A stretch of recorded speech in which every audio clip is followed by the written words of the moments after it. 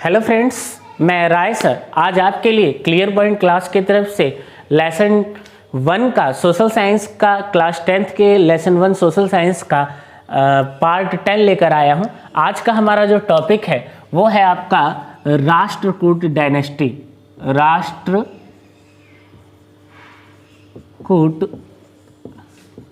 Dynasty हम देखेंगे Rashtrakuta dynasty के बारे में। राष्ट्रकूट डायनेस्टी की स्थापना जो है अराउंड 736 सी मानी जाती है।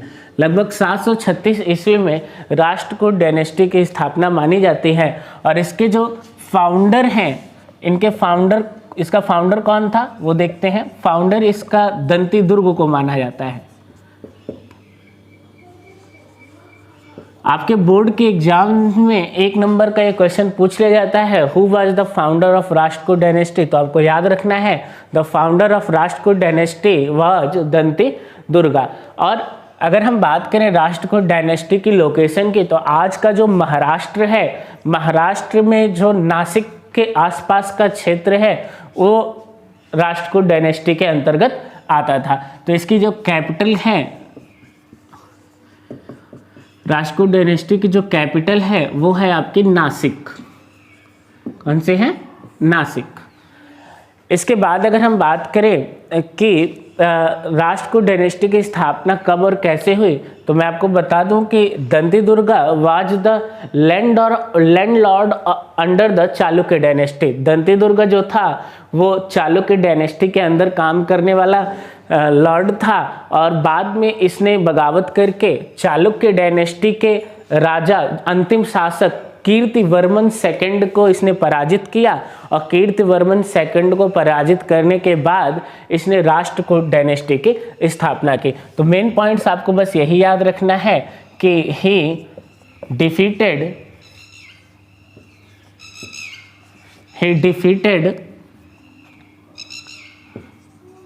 Last ruler of Chalukya dynasty. नाम क्या था उसका? Kirtivarman second. Kirtivarman second.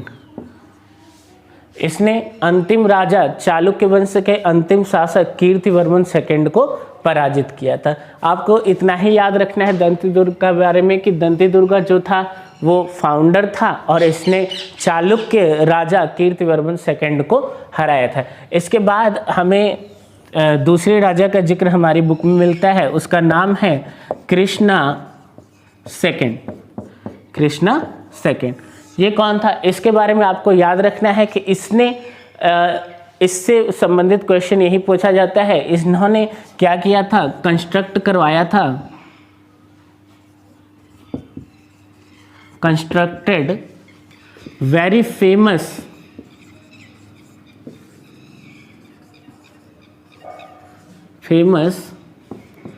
Temple, very famous temple. कौन सा फेमस टेम्पल? कैलाशनाथ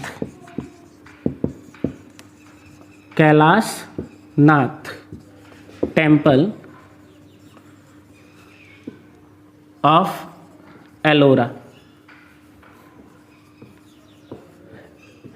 एलोरा के कैलाशनाथ टेम्पल की स्थापना कृष्णा सेकंड ने ही करवाई थी। इनके बारे में बस आपको यही पॉइंट याद रखना है। इसके बाद 4th रूलर जो है उसका जिक्र आता है, जिसका नाम है 4th रूलर जो है आपके राष्ट्रकूट डायनेस्टी का, वो है आपका ध्रुवा। क्या नाम है? ध्रुवा। कौन सा ध्रुवा? ध्रुव नाम का जो रूलर था, आपने पिछले वाले लेक्चर में पढ़ा था कि राष्ट्रकूट डायनेस्टी, पाला डायनेस्टी और गुर्जर प्रतिहार डायनेस्टी के मध्य एक ट्रायंगुलर वॉर चल रहा था, जिसे त्रिपक्षीय संघर्ष कहते हैं। ध्रुवा जो है वो इसी समय हुआ था, इसी ट्रायंगुलर मूवमेंट के समय यहाँ का राजा था। और इसने गुर्जर प्रतिहार डायनेस्टी के आपका गुर्जर प्रतिहार शासक, गुर्जर प्रतिहार रूलर गुर्जर प्रतिहार डायनेस्टी का जो शासक था वत्सराज, क्या नाम था, वत्सराज को हराया था, वत्सराज। ध्रुवा डिफीटेड गुर्जर प्रतिहार रूलर, हम लिख सकते हैं ध्रुवा डिफीटेड गुर्जर प्रतिहार रूलर वत्सराज। इसके बाद 5th रूलर के बारे में हम पढ़ते हैं, उसका नाम था गोविंद सेकंड। क्या नाम था? गोविंद सेकंड। गोविंद सेकंड के बारे में आपको याद रखना है, इसने गुर्जर प्रतिहार शासकों को भी हराया था और साथ में पाला डायनेस्टी के शासकों को भी हराया था। इसने गुर्जर प्रतिहार शासक जो था, हम लिख सकते हैं गोविंद सेकंड डिफीटेड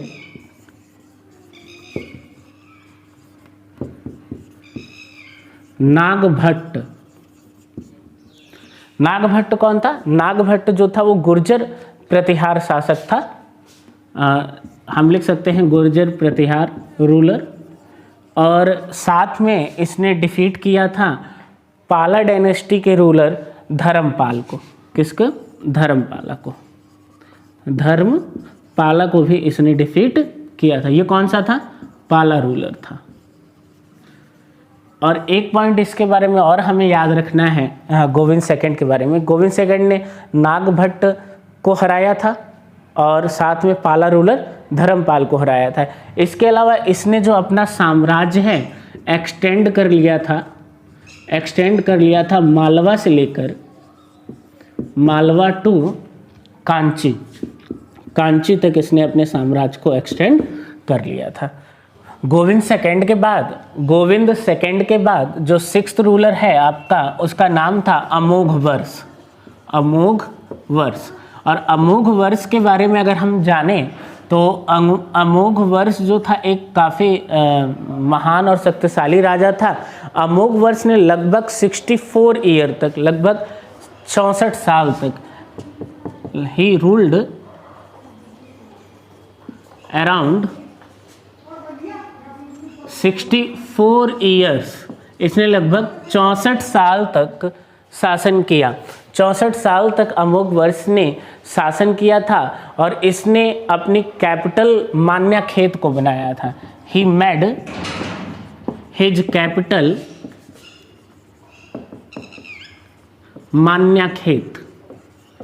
मान्याखेत को इसने अपनी कैपिटल बनाया था। मान्याखेत को मालखेड़ भी कहा जाता है। क्या कहा जाता है?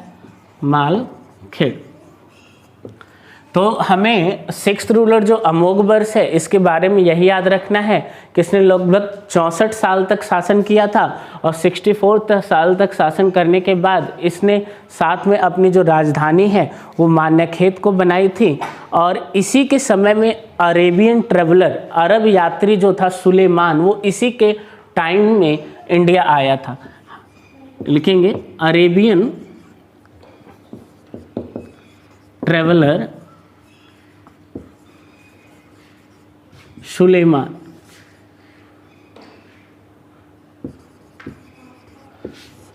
इसने इसके शासनकाल में भारत की यात्रा की थी। इसके बाद जो हम 12th रूलर की बात करें, इसके बाद आपको 6 बार सीधे 12th रूलर के बारे में आपकी बुक में बताया गया है। 12th रूलर जो था उसका कृष्णा थर्ड भी एक शक्तिशाली राजा था। इसने अपने साम्राज्य को समुद्र के दूसरे तरफ भी फैलाया था और ज़्यादा इसके बारे में हम नहीं पढ़ना है। इसके बाद हम बात करेंगे, एक शासक और था जिसे हराया था, तेलपा। जो इसके बाद आपके बुक में तेलपा चालुक्य का जिक्र आता है। तेलपा चालुक्य जो था इसने डिफीट किया था, डिफीटेड कर्क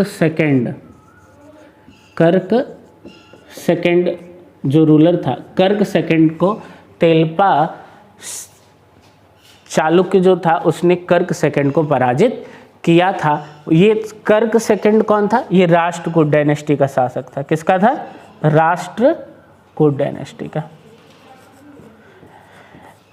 सिर्फ वही पॉइंट डिस्कस किए हैं जो आपके बुक्स में पॉइंट्स बनाकर दिए हैं, जिस पर अक्सर एग्जाम में क्वेश्चन पूछ लिए जाते हैं। इसके बाद अगर हम बात करें इनकी राष्ट्रकूट डायनेस्टी की, तो राष्ट्रकूट डायनेस्टी जो थी वो सपोर्ट करते थे, हम लिख सकते हैं दे सपोर्टेड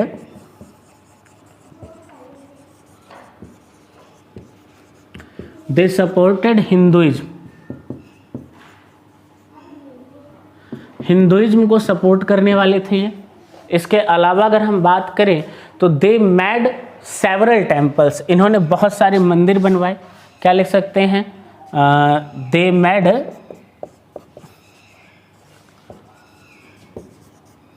सेवरल टेम्पल्स। तो आर्किटेक्चर के फील्ड में इनका बहुत महत्वपूर्ण योगदान माना जाता है।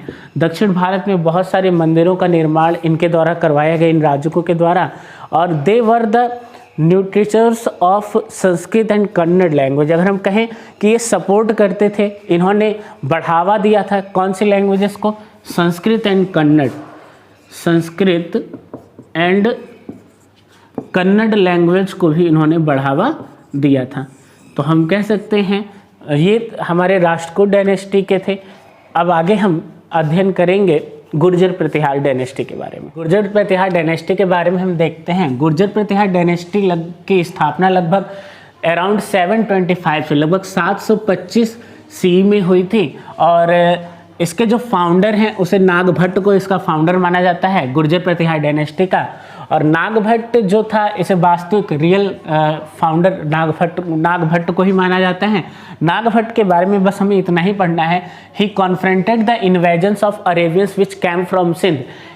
गुर्जर प्रतिहार डायनेस्टी मुख्य तरह से भारत की दीवार की तरह कार्य कर रही थी। उस समय जो अरबों के आक्रमण हो रहे थे उनको मुख्य रूप से राजस्थान के बॉर्डर, राजस्थान और सिंध क्षेत्र के बॉर्डर से रोकने का मुख्य कार्य जो है किया गुर्जर प्रतिहार डायनेस्टी ने किया। और नागभट्ट ने इसमें सबसे अहम भूमिका निभाई और इन्होंने कॉन्फ्रंटेड यानी इन्होंने सामना किया अरेबियंस के आक्रमण का जो सिंध से आ रहे थे या सिंध से जो आक्रमण कर रहे थे। नागभट्ट के बाद दूसरा राजा आता है गुर्जर प्रतिहार डायनेस्टी में, वत्सराज। इसको बस इतना ही याद रखना है, इसने सबसे पहले गुर्जर प्रतिहार डायनेस्टी में अपने आप को एम्परर का टाइटल दिया था। इसके बाद वत्सराज के बाद आता है आपका नागभट्ट सेकंड। नागभट्ट सेकंड ऐसा राजा था जिसने त्रिपक्षीय संघर्ष, जो आपका ट्राइंगुलर जो वॉर था पाला शासकों में राष्ट्रकूट डायनेस्टी को, उसमें राष्ट्रकूट डायनेस्टी को शामिल किया। इसने सबसे पहले इसी ने ही was the son of Vatsaraj, ये वत्सराज का ही बेटा था और इसने कन्नौज पर हमला किया और उसे ऑक्यूपाइड कर लिया और उसे अपनी राजधानी बना ली। तो क्वेश्चन पूछा जाता है कि who was the first ruler who occupied the Kannauj in first time. तो नागभट्ट सेकंड था जिसने अपने सबसे पहले कन्नौज पर आक्रमण करके उस पर कब्जा कर लिया और उसे अपनी राजधानी बना ली। इसके बाद आता है आपका Bhoja first. Bhoja first also known as Mihira Bhoja. Bhoja first को ही मिहिर भोज के नाम से भी जाना जाता है। इसके बारे में बस इतना ही पढ़ना है। नेक्स्ट है आपका महेंद्रपाला। भोज सेकंड के बाद अगला जो शासक आता है महेंद्रपाला। और महेंद्रपाला के शासक के गुर्जर प्रतिहार डायनेस्टी में बस एक चीज़ याद रखनी है कि यह एक भक्त था, ये शिष्य था किसका, पोएट थे, उसके दरबारी कवि थे राजशेखर। राजशेखर जो महेंद्रपाला के दरबारी कवि थे उनको इसने संरक्षण दिया था और इसी राजशेखरा ने ही कर्पूर मंजरी नामक बुक लिखी थी। क्वेश्चन पूछा जा सकता है हु रॉट कर्पूर मंजरी। तो कर्पूर मंजरी नामक नाटक लिखने वाला पोएट कौन था, राजशेखरा। किसके शासनकाल में था, महेंद्रपाल के शासनकाल में। आगे हम बात करेंगे इनकी वंशावली की। महेंद्रपाल के बाद हुए महिपाल, महिपाल के बाद भोज सेकंड, भोज सेकंड के बाद विनायक पाला, विनायक पाला के बाद महेंद्रपाला सेकंड और महेंद्रपाला सेकंड के बाद विजयपाला। और विजयपाला के बाद जो अंतिम राजा का नाम आता है उसका नाम है राज्यपाला। राज्यपाला को इसलिए याद रखा जाता है कि राज्यपाला के शासनकाल में ही Mahmud Ghaznavi invaded India during his reign, यानी राज्यपाला के शासनकाल के दौरान ही महमूद गजनवी ने भारत पर आक्रमण करना प्रारंभ कर दिया था। डायनेस्टी आती है चोला डायनेस्टी। चोला डायनेस्टी में गुर्जर प्रतिहार के बाद हम चोला डायनेस्टी में देखेंगे। चोला डायनेस्टी की स्थापना अराउंड 100 सी हुई थी, यानी शुरुआत में ही जब सन शुरू हुआ तो उसके 100 साल के अंदर ही चोला डायनेस्टी की स्थापना दक्षिण भारत में हो चुकी थी। इसके फाउंडर इसके फाउंडर करिकाला को इसका फाउंडर माना जाता है। करिकाला, याद रखिएगा, who was the founder of Chola dynasty? Karikala was the founder of Chola dynasty. He laid the foundation of Puhar और Pugar and fought with Sinhalas. इसके बारे में आपको याद रखना है करिकाला के बारे में कि इसने फाउंडेशन रखी थी, नींव रखी थी पुहार जिले की, जिसे पुगर भी कहा जाता है, और इस सिंहलों से इसका युद्ध भी हुआ। ही बिल्ट ए डैम, उसके बाद इसको याद रखा जाता है, he built a dam on river Kaveri, इसने कावेरी नदी पर एक डैम बनवाया with the help of Sinhali prisoners of war. Sinhala द्वीप के जितने भी युद्ध के कैदी थे उनकी सहायता से इसने कावेरी नदी पर डैम भी बनवाया था। ही शिफ्टेड हिज कैपिटल उर्गपुर टू कावेरी पत्तनम, और उसके बाद जब पानी की व्यवस्था हो गई तो इसने अपनी राजधानी जो है उरुगपुर से कावेरी पत्तनम ट्रांसफ़र कर ली। इसके बाद सेकंड करिकाला के बाद अगला राजा की अगर हम अगले राजा की बात करें तो आता है राज राजा फर्स्ट। याद रखिएगा, राज राजा फर्स्ट। राज राजा फर्स्ट को याद रखा जाता है कि इसने अपने साम्राज्य को, चोला डायनेस्टी के साम्राज्य को और विस्तारित किया, और उस क्रम में ही ऑक्यूपाइड मद्रास, मैसूर, कुर्ग एंड सिंगला द्वीप। इसने सिर्फ भारत के नहीं, भारत के बाहर भी इसने द्वीपों पर कब्जा करना, या भारत के बाहर के जो द्वीपांतरीय क्षेत्र थे उन पर भी कब्जा करना स्टार्ट कर दिया था। इसने राजराजा फर्स्ट ने मद्रास, मैसूर, कुर्ग और सिंघल द्वीप पर कब्जा करके अपने साम्राज्य का विस्तार किया था। इसे एक चीज़ के लिए और याद रखा जाता है, इसने अपनी राजधानी तंजौर में बनाई थी, और वहाँ पर उसने एक फेमस टेम्पल बनवाया, बृहदेश्वर टेम्पल, जिसे राजराजेश्वर टेम्पल भी कहा जाता है और बृहदेश्वर टेम्पल भी कहा जाता है। ये आज भी मौजूद है, काफ़ी फेमस टेम्पल है दक्षिण भारत में। बृहदेश्वर टेम्पल का निर्माण राजराजा फर्स्ट ने ही करवाया था अपनी राजधानी तंजौर में। इसके बाद आता है आपका राजेंद्र फर्स्ट। राजेंद्र फर्स्ट जो था, इसे याद रखा जाता है भारत में नेवी की स्थापना के लिए, यानी भारत में सबसे पहले नेवी को स्ट्रांग बनाने वाला राजा अगर कोई था तो वो राजेंद्र फर्स्ट था। Rajendra first he possessed strong naval power and conquered Pegu, Martaban and Andaman Nicobar island, और इसने अपनी नेवी के दम पर ही भारत के बाहर के जो द्वीपांतरीय क्षेत्र थे, जो आइसलैंड से, उन पर कब्जा किया, जिसमें मुख्य रूप से पेगू, मार्तबान और अंडमान निकोबार पर इसने अपना साम्राज्य फैला लिया था। इसके अलावा ये इतना महान शासक था, इसने दक्षिण भारत से लेकर उत्तर भारत में गंगा नदी के तट तक इसने कब्जा, अपने राज्य को विस्तारित किया, और इसके लिए ही defeated Chalukyas in battle of cuddle Sangamam. याद रखिएगा, कुदल संगमम युद्ध कहा जाता है जो चालुक्यों के साथ राजेंद्र फर्स्ट का हुआ था। कुदल संगमम के युद्ध में इसने चालुक्यों को हराया, और इसको हराने के बाद इसने अपने आप को एक टाइटल दिया था जिसे गंगईकोंडा कहा जाता है। याद रखिएगा, गंगईकोंडा की उपाधि धारण करने वाला कौन था? चोल वंश का राजा राजेंद्र फर्स्ट था, जिसने गंगईकोंडा के नाम से उपाधि धारण की थी। इसके आगे की अगर हम बात करें तो अगला और अंतिम राजा आप कह सकते हैं वो था आपका राजाधिराजा। राजाधिराजा के बारे में बस इतना जाना जाता है कि इसका युद्ध हुआ था, he was killed during the battle of Koppam. Koppam के युद्ध में ये मारा गया था चालुक्य राजा सोमेश्वरा के हाथों। किसके हाथों? चालुक्य राजा सोमेश्वरा के हाथों राजाधिराज की मृत्यु हो गई थी युद्ध में। इसके बाद जो चोला डायनेस्टी का अंतिम शासक माना जाता है उसे राजेंद्र कुलोत्तुंगा कहा जाता है। क्या कहा जाता है? राजेंद्र कुलोत्तुंगा। अब वास्तविक ये चोला राजा नहीं था, इसे चोला चालुक्य डायनेस्टी का संस्थापक में माना जाता है। क्यों? क्योंकि ये जो फादर था इसका वो चालुक्य किंग था, और मदर जो थी इसकी चोला प्रिंसेस थी, चोला की राजकुमारी थी। ही स्टेबलाइज्ड चोला चालुक्य डायनेस्टी। इसने दोनों राज्यों को मिलाकर चोला चालुक्य डायनेस्टी की स्थापना की और रूल्ड ओवर 40 और लगभग 40 साल तक इसने शासन किया। सो फ्रेंड्स, आज के लिए इतना ही इस लेक्चर में। नेक्स्ट पार्ट में हम चोला एडमिनिस्ट्रेशन की, चोला सोसाइटी के, उसके अलावा पल्लव डायनेस्टी और चालुक्य डायनेस्टी, और अंतिम जो इन्वेजन है, विदेशियों का आक्रमण है, उसके बारे में पढ़ेंगे। आपके फर्स्ट चैप्टर का लास्ट टॉपिक, लास्ट लेक्चर आपका इसके बाद होगा। आप इसे अधिक से अधिक संख्या में लाइक कीजिए, शेयर कीजिए और मेरे चैनल को सब्सक्राइब कीजिए। धन्यवाद।